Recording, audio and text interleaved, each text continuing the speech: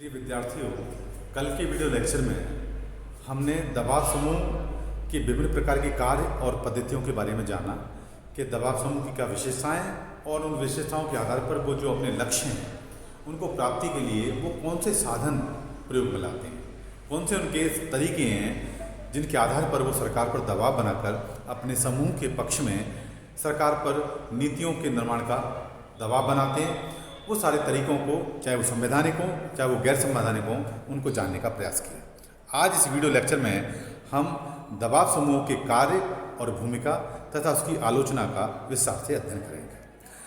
आज आप सभी जानते हैं कि प्रत्येक देश की राजनीतिक व्यवस्था में दबाव समूह का विशेष स्थान है। लोकतांत्रिक देशों में तो इसका महत्व और भी अधिक है। पहले तो दबाव समूहों को हम घृणा की दृष्टि से देखते थे, लेकिन आज स्थिति पूरी तरह से बदल चुकी है। आज दबाव समूह को प्रत्येक राजनीतिक समाज राजनीतिक क्रियाशीलता के लिए एक आवश्यक बुराई के रूप में स्वीकार करता है। एसेंशियल ईविल है। बुरा तो है, इसके दुर्गुण दोष हैं, लेकिन लोकतांत्रिक शासन को सफल बनाने के लिए, उसको सजीव बनाए रखने के लिए, लोगों के हितों के संरक्षण के लिए कहीं ना कहीं ये एक सकारात्मक भूमिका का निर्वहन ही करते हैं। इसलिए बुराई होते हुए भी आज लोकतांत्रिक शासन प्रणाली में ये एक आवश्यक तत्व है।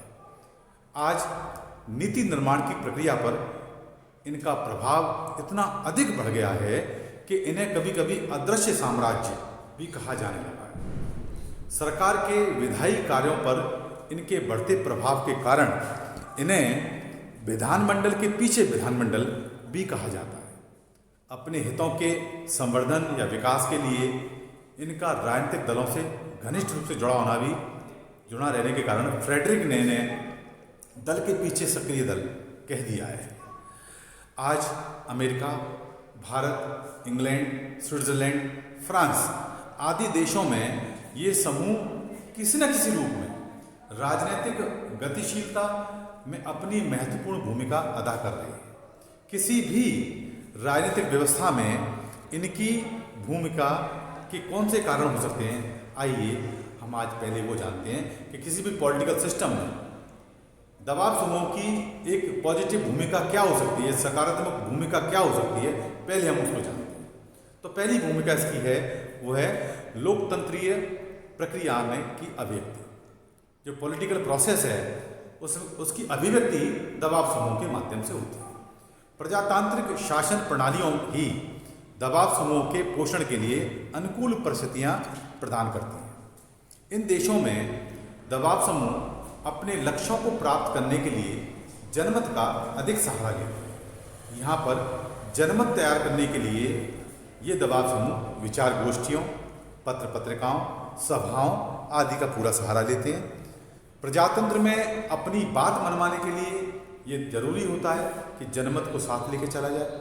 इसलिए प्रजातंत्र में दबाव समूहों द्वारा मजबूत जनमत को तैयार करना लोकतांत्रिक प्रक्रिया की ही एक अभिव्यक्ति है, जो आमतौर पर देखी गई है। जनमत को शिक्षित करके, आंकड़े एकत्रित करके, कानून निर्माताओं के पास पहुंचाकर ये अपने लक्ष्यों की प्राप्ति करने के लिए सदैव प्रयत्नशील रहते हैं।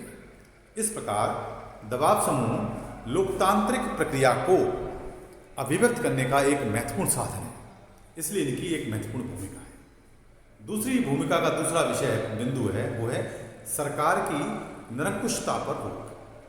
कभी कभी लोकतांत्रिक शासन प्रणालियों में भी बहुमत की आड़ में सरकार निरंकुश हो जाती है और कभी कभी वो सामान्य जन की जो हित हैं, उनकी जो समस्याएं हैं, उनको नज़रअंदाज कर देती है, उनका उल्लंघन करती है, उनके हितों पर ध्यान नहीं रखती है। उस समय ये दबाव समूह एक महत्वपूर्ण भूमिका का निर्वहन करते हैं। इसलिए कहा गया है कि एक दूसरी भूमिका में सरकार की निरंकुशता पर दबाव समूह रोक लगाते हैं। आधुनिक युग में शक्तियों का झुकाव आमतौर पर केंद्र की तरफ ज़्यादा बढ़ रहा है। जो भी रुझान है, किसी भी पॉलिटिकल सिस्टम को देख लो, आज शक्ति का जो केंद्रीकरण अधिक होता हुआ दिख रहा है। बात डिसेंट्रलाइज की जाती है, बात विकेंद्रीकरण की जाती है, लेकिन कहीं ना कहीं शक्ति का केंद्रीकरण केंद्र की ओर देखा जा रहा है। आज आर्थिक विकास और सुरक्षा की आवश्यकता ने शक्तिशाली केंद्रीय सरकार के विचार को जन्म दिया है। ऐसे में यह संभावना बढ़ जाती है कि सरकार अपनी शक्तियों का निरंकुश प्रयोग भी कर सकती है, परंतु यहाँ पर दबाव समूह किसी न किसी रूप में हर समय सरकारी तंत्र पर नजर गड़ाए रखता है और अपने हितों के संरक्षण की आड़ में सरकार की निरंकुशता से आज जनता की रक्षा भी करते हैं। जिस देश में अधिकारी तंत्र, जिसको हम ब्यूरोक्रेसी कहते हैं, पर दबाव समूहों की दृष्टि हो, वह कभी निरंकुश हो ही नहीं सकती। तो इस प्रकार दबाव समूह का एक सकारात्मक भूमिका है कि वो कहीं ना कहीं सरकार की जो मनमानीपूर्ण जो गतिविधियां हैं, जो जनहित की जो अनदेखी करने की जो प्रवृत्ति है, उस पर कहीं ना कहीं ये अंकुश लगाती है, उनकी निरंकुशता को कहीं ना कहीं ये बाधित करती है। तीसरी भूमिका दबाव समूह की है नीति निर्माण में सहायक। आप जानते हो कि सरकार जब भी कोई नीति बनाती है जनहित में, तो वो जनता के हितों के बारे में विचार विमर्श करती है। दबाव समूह एक वो प्लेटफॉर्म है जिसके माध्यम से समाज के विभिन्न हितों के बारे में सूचनाएं, उनकी समस्याएं विस्तार से, उनका एक पूरा शोध कार्य वो सरकार के पास पहुंचता है। और ये शोध कार्य जो जनता के हितों से संबंधित होता है, विभिन्न हितों से संबंधित होता है, उनको अध्ययन करके विभिन्न प्रकार की नीति बनाने में, एक अच्छी नीति बनाने में, एक प्रोग्रेसिव पॉलिसी बनाने में सरकार को मदद मिलती है। तो कहीं ना कहीं दबाव समूह इस प्रकार की भूमिका भी नीति निर्माण में सहायक होती है। लोकतांत्रिक देशों में तो दबाव समूह शासन तंत्र के इर्द गिर्द घूम चक्कर काटते रहते हैं, चाहे कार्यपालिका हो या विधायिका। शासन तंत्र के अंग के रूप में उनकी सदा यह जानने की इच्छा रहती है कि लोगों की आवश्यकताएं क्या हैं। इन आवश्यकताओं का ज्ञान दबाव समूहों को अधिक होता है और इस बारे में सभी आवश्यक सूचनाएं, आंकड़े दबाव समूह ही सरकार को उपलब्ध कराते हैं। बर्न ने तो लिखा है कि समूह ही व्यक्ति ज्ञान के क्षेत्र में विशेष हैं जो कानून के निर्माण और क्रियान्वयन के लिए आवश्यक हैं। इस प्रकार सरकार गैर सरकारी स्रोत के रूप में दबाव समूहों से नीति संबंधी आवश्यक सूचनाएं प्राप्त कर लेती है। इससे विवेकपूर्ण नीति व कानून निर्माण करना आसान हो जाता है। यद्यपि दबाव समूहों द्वारा एकत्रित सूचनाएं या आंकड़े उनके स्वयं के हितों से अधिक सरोकार और संबंधित होते हैं, लेकिन नीति निर्माण में जो महत्व उन आंकड़ों का होता है वह अन्य स्रोतों से एकत्र किए गए आंकड़ों का नहीं हो सकता। अतः दबाव समूह सरकार को नीति संबंधी आवश्यक जो रॉ मटेरियल है, जो कच्ची सामग्री है, उपलब्ध कराने में एक महत्वपूर्ण भूमिका का निर्वहन करते हैं। एक और बिंदु है जो दबाव समूह की भूमिका को प्रभावित करते हैं, भूमिका को निर्धारित करते हैं, वो है शासन तंत्र को प्रभावित करना। दबाव समूह लोकतांत्रिक देशों में तो इतने अधिक संगठित हो जाते हैं कि वे सरकारी तंत्र को प्रभावित करने की क्षमता भी रखते हैं। अपने लक्ष्यों की प्राप्ति के लिए विधायिका, कार्यपालिका तथा नौकरशाही तंत्र को सार्वजनिक नीति में परिवर्तन लाने के लिए दबाव समूह दबाव डालते हैं। बहुदलीय व्यवस्था वाले देशों में जहाँ मल्टी पार्टी सिस्टम है, वहाँ पर तो ये राजनीतिक दलों के साथ इतनी अधिक साठगांठ कर लेते हैं कि अपने हितों के लिए सरकार पर दबाव बनाए रखते हैं। द्विदलीय जो प्रणाली वाले देश हैं, उनमें मुख्य कार्यपालिका के आसपास या विधायिका के इर्द गिर्द चक्कर लगाते रहते हैं।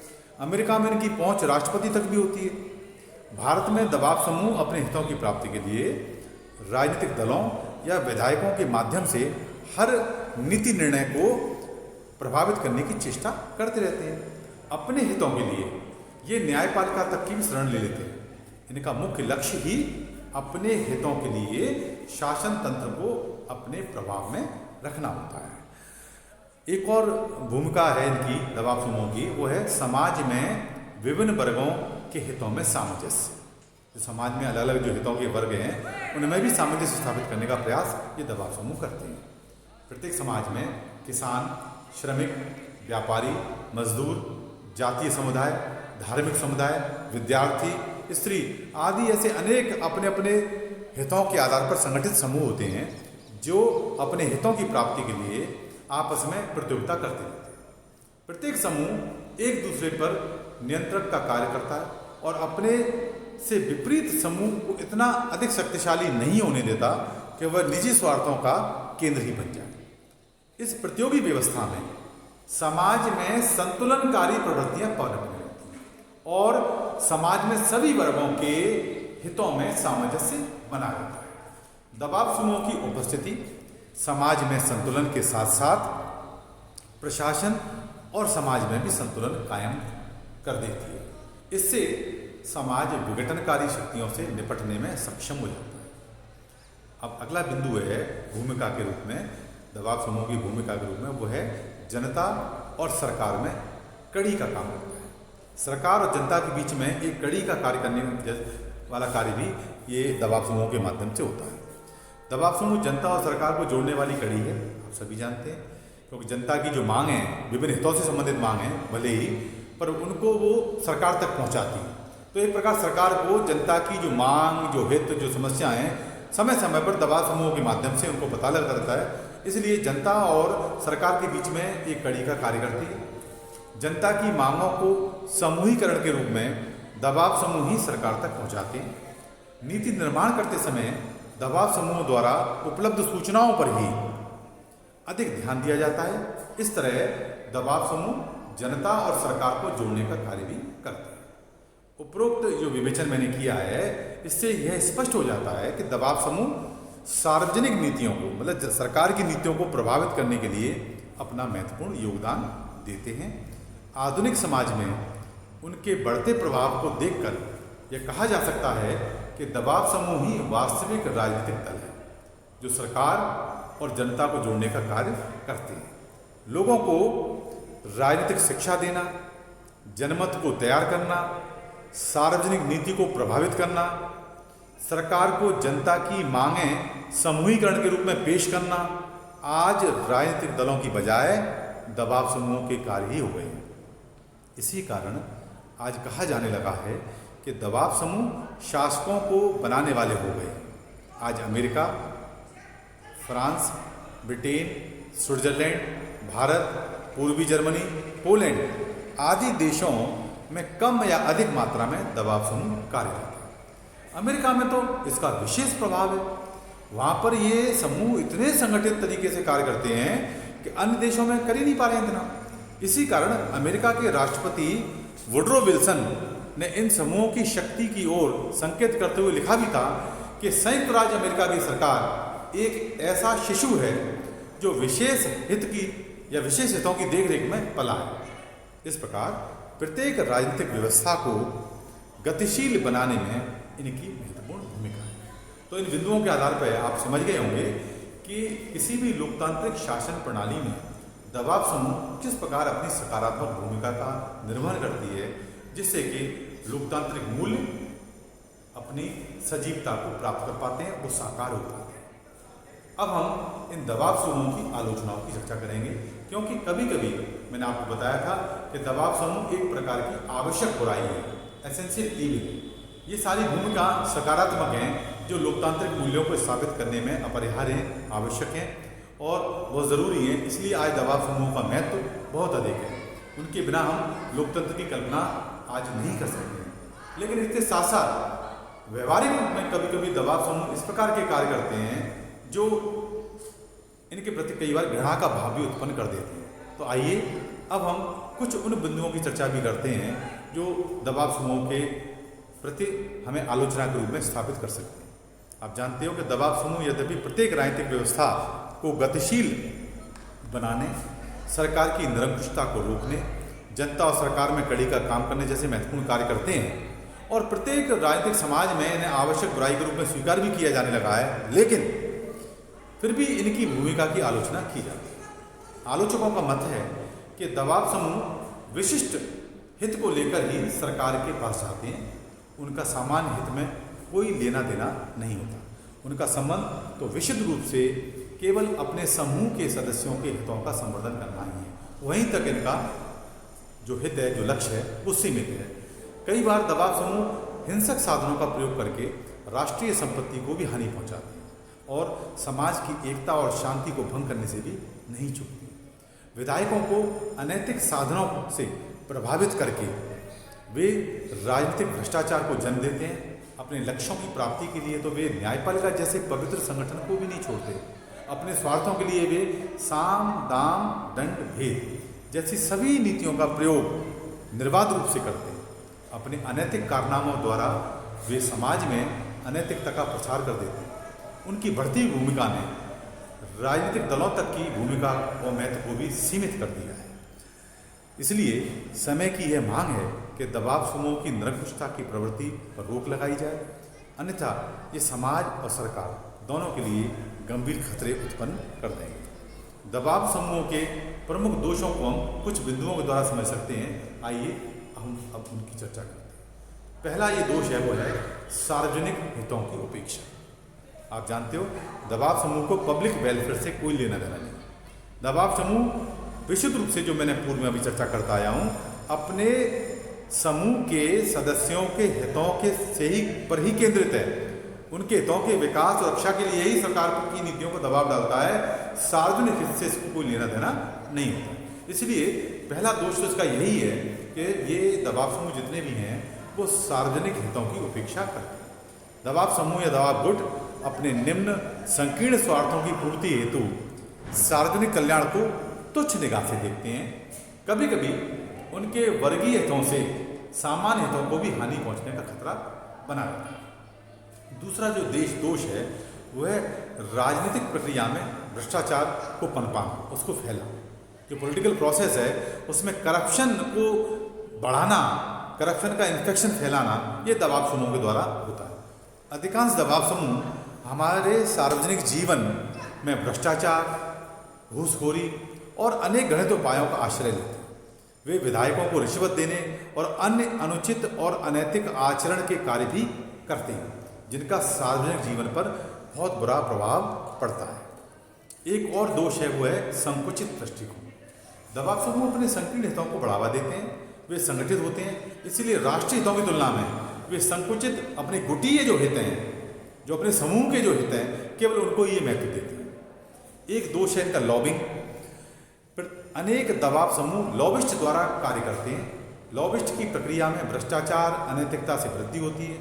वियोगी ने तो के अनुसार ये कहा गया है कि दबाव शब्द का प्रयोग मस्तिष्क में एक ऐसे शैतान लॉबिस्ट का चित्र अंकित कर देता है जो उचित पथगामी विधायक को सार्वजनिक हित की धारणा से हटाने के लिए अनुचित दबाव डालने का प्रयास करता है। एक और दोष है हिंसा की राजनीति के संगठित स्रोत। हिंसा की राजनीति के संगठित स्रोत। दबाव समूह सरकार के विरुद्ध हिंसात्मक साधनों का प्रयोग करते रहते हैं और माइनर विनर ये लिखते हैं कि गैर पश्चिमी देशों में हिंसा का संगठित प्रयोग किया जाता है, किंतु अधिकांश जो देश हैं उनमें देखा गया है कि हिंसात्मक कार्रवाइयाँ अचानक नहीं हो जाती, अपितु संगठित और योजनाबद्ध होती हैं। भारत में आपने देखा होगा कि पिछले दिनों में कई बार कई प्रकार की हिंसात्मक गतिविधियाँ कुछ समूह द्वारा की गई हैं, चाहे वो किसी प्रकार के कार्यात्मक समूह रहे हों, व्यावसायिक समूह रहे हों, या वो किसी प्रकार के जातिगत समूह रहे हों। ये जो हिंसक गतिविधियाँ हैं वो अचानक नहीं होती हैं, ये संगठित और योजनाबद्ध तरीके से होती हैं। हिंसा और जन आंदोलन से अराजकता उत्पन्न होती है और ऐसी अव्यवस्था राज्य व्यवस्था के अस्तित्व के लिए प्रत्यक्ष खतरा उत्पन्न कर देती है। लेकिन इतना सब कुछ होने के बावजूद भी हम दबाव समूहों के महत्व को राजनीतिक या लोकतांत्रिक प्रणाली से नकार नहीं सकते। इसलिए मूल्यांकन के रूप में, प्रेशर ग्रुप के एस्टीमेट्स के रूप में, मूल्यांकन के रूप में हम कह सकते हैं कि इन आलोचनाओं में सत्य का अंश अवश्य, हम उनको नकार नहीं सकते, किंतु किसी भी लोकतांत्रिक व्यवस्था के लिए हित समूह या दबाव समूह से छुटकारा पाना इतना आसान नहीं है, असंभव है। साम्यवादी और अधिनायकवादी शासन अवस्थाओं में दबाव समूह सक्रिय रहते हैं। लोकतांत्रिक व्यवस्थाओं में तो उन्हें संवैधानिक संरक्षण प्राप्त तक हो गया है। किसी भी राजनीतिक व्यवस्था में दबाव समूहों का समर्थन कुछ तर्कों के आधार पर हम कर सकते हैं।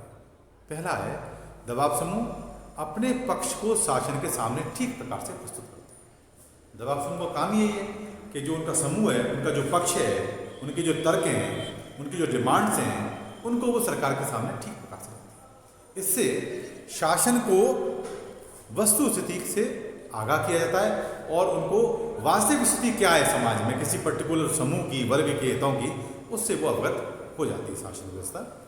दूसरा है कि दबाव समूह लोकतांत्रिक प्रक्रिया के प्रतिरूप हैं।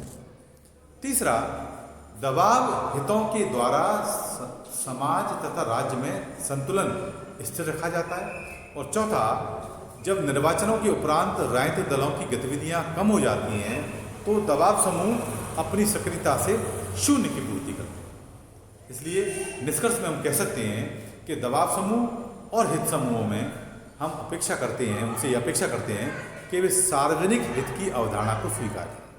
वे संकुचित और संकीर्ण हितों से थोड़ा सा ऊपर उठ के पब्लिक वेलफेयर की बात भी करें, जनता के सामान्य जो हित हैं उनको भी ध्यान में रखें और उनको ध्यान में रखते हुए ही सार्वजनिक जीवन की अभिवृद्धि, उनके विकास के लिए तथा उनकी उन्नति के लिए अपने आप को प्रस्तुत करेंगे, ऐसी उनसे अपेक्षा की जाती है। अभी तक दबाव समूह और सार्वजनिक हित, पब्लिक जो इंटरेस्ट हैं, उनके मध्य संतुलित स्थापित करना एक समस्या बनी हुई। आशा है भविष्य में ये दबाव समूह जनहित को, सार्वजनिक हित को समझेंगे और अपने हितों के साथ, सार्वजनिक हितों के साथ तालमेल बैठाते हुए सरकार के सामने अपना पक्ष रखेंगे और इस आधार पर, इस आदत से आगे चल के लोकतांत्रिक शासन प्रणाली अधिक सुस्पष्ट और संगठित और स्वस्थ स्वरूप के रूप में सामने आएगी। धन्यवाद।